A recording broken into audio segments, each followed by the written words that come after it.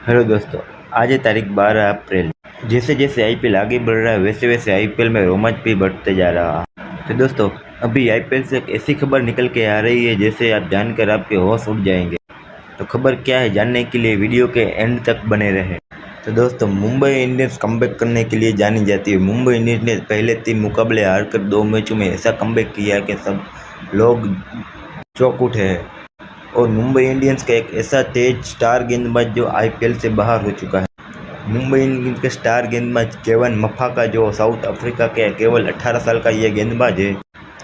केवन Maphaka को 12th exam के लिए जाने के लिए अपना नाम आईपीएल से वापस खींच लिया है और केवन मफाका आईपीएल से के पूरी तरह बाहर हो चुके हैं। केवन मफाका की रिप्लेसमेंट के लिए मुंबई इंडियंस ने 3 खूंखार नाम अपनी टीम में शामिल करने का फैसला किया है। तो मुंबई इंडियंस में कौन से खिलाड़ी को शामिल करेगी केवन मफाका की जगह, वो हमें कमेंट करके ज़रूर बताएं।